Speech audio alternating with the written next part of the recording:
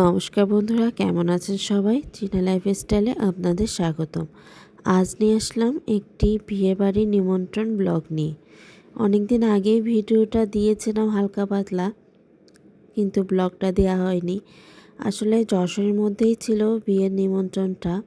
মেয়েকে নিয়ে আমরা যে জেজ গার্ডেনে যাই, মানে সুইমিং টাইপের আছে, আমার ব্লগ যারা দেখেন তারাই বুঝতে পারবেন। জেজ গার্ডেনে সেইখানেই আর কি বিয়ের প্রোগ্রাম। ওই জেজ গার্ডেনের মালিকের ছেলের আর কি বিয়ের প্রোগ্রাম ছিল, আমাদের নিমন্ত্রণ ছিল, তাই আমরা গিয়েছিলাম। ওইখানে মূলত বিয়ে টিয়ে কিছু হয় না জেজ গার্ডেনে। ওনরা যেহেতু মালিক, তাই ওনরাই আয়োজনটা করেছিল। এই যে মামারও নিমন্ত্রণ ছিল। এই যে আমাদের সাথে মামা, উৎপল কাকা, আরও অনেকে ছিল সাথে। ওই যে মেয়ের সাথে উৎপল কাকা রয়েছে। এই যে আমরা যাচ্ছি। জেজ গার্ডেনটা খুব সুন্দর করে সাজিয়েছিল, এত ভালো দেখা যাচ্ছিল। জেজ গার্ডেনে ঢুকতেই এরকম আর কি গেট করেছে ফুল দিয়ে। আর এই যে জেজ গার্ডেনে ঢুকতেই আর কি এরকম একটা ঝর্ণা আছে, সেখানে আর কি হাঁস দিয়ে ফুল দিয়ে খুব সুন্দর একটা ডেকোরেশন, এত ভালো দেখা যাচ্ছিল। আর এই যে দুই জায়গা খাবারের আইটেম করেছে, খাবারের জায়গা করেছে দুই জায়গায়।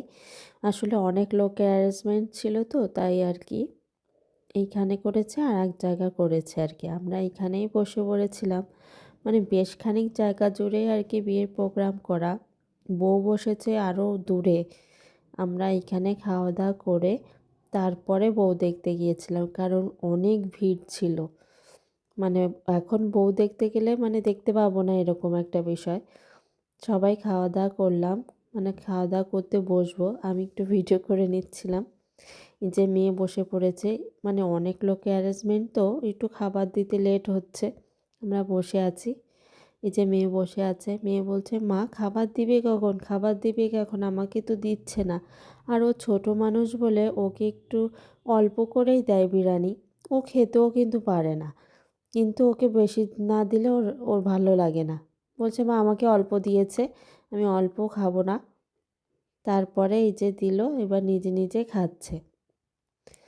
এই যে আমরা বসে পড়েছি। খাবার বাসমতি চালেরই এখন বেশি বিরিয়ানি করছে, কিন্তু যশোর আমি তেমন ভালো খাইনি বাসমতি চালের বিরিয়ানিটা, কিন্তু ইনার বিরিয়ানিটা বেশ ভালো ছিল। ঢাকা থেকে আর কি বাবুর্চি আনিয়েছিল, বিরিয়ানিটা বেশ ভালো লেগেছিল। যে আমাদের খাওয়া দাওয়া শেষ, এখন মেয়েকে নিয়ে যাব। এইখানে তো খেলার তোলার আইটেমও আছে, এটা তো একটা পার্কই বলা যায়, পার্কই। সেইখানেই আর কি বিয়ের আয়োজন করেছে। আমার এই ড্রেসটা কোথা থেকে নিয়েছি অনেকেই শুনতে চেয়েছেন, কিন্তু ড্রেসটা আসলে কোন পেজ থেকে নিয়েছি আমার মনে নেই, কারণ 3-4 বছর আগে নেয়া ড্রেসটা। আর তাছাড়া ড্রেসটা একটু মানে গরম লাগে পরলে, শীতকালে ছাড়া পরা যায় না। তাই ভাবলাম শীতকালে একটা বিয়ের প্রোগ্রাম পেলাম, তাই পরে ফেললাম। আর এই যে মেয়ে দেখেন খেলাধুলার জায়গা পেয়েছে, চুল খাড়া চুল নিয়ে খেলাধুলা শুরু করে দিয়েছে। খুব মজা পেয়েছে এই দিনটা, ঘোরাও হলো, বিয়েবাড়ির খাওয়া দাওয়াও হলো। এই যে তারপর আবার ঘোড়ায় উঠছে, বেশ মজা করছিল মেয়েটা। তারপরে অবশেষে আমরা বউ দেখতে যাচ্ছি। এখানে একটা ব্রিজ আছে, মানে বলছি না পুরো জেজ গার্ডেন পুরো জায়গা জুড়ে সাজিয়েছে। আমাদের বিয়ের প্রোগ্রামে যে সাজায় সেই আর কি সাজিয়েছে, এত সুন্দর হয়েছে সাজানোটা। ব্রিজটাও খুব সুন্দর সাজিয়েছে, ভালো ছবি তোলা যেত, কিন্তু অত বেশি যেটুকু করেছি তাই জন্য একটা আনইজি লাগছিল। আপনাদের সাথে সেইটাই শেয়ার করছি।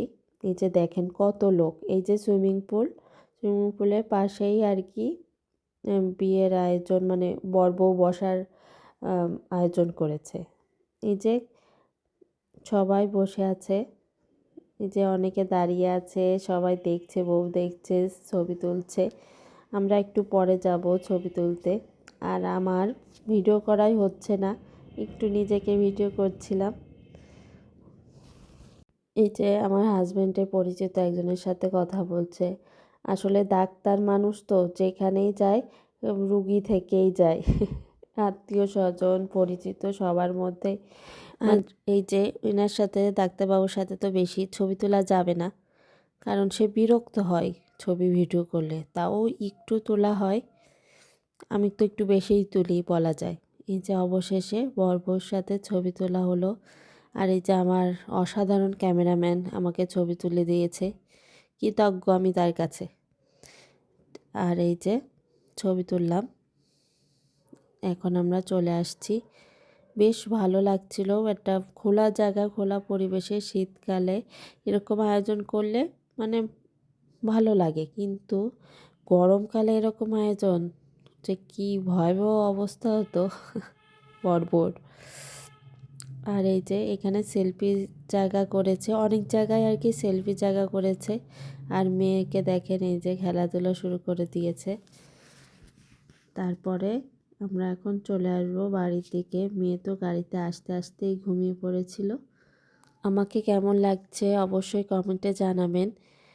আর আপনাদের কেমন লাগলো আজকের ব্লগটা অবশ্যই কমেন্টে জানাবেন। আপনাদের সুন্দর সুন্দর কমেন্ট আমি দেখি, আমার খুবই ভালো লাগে।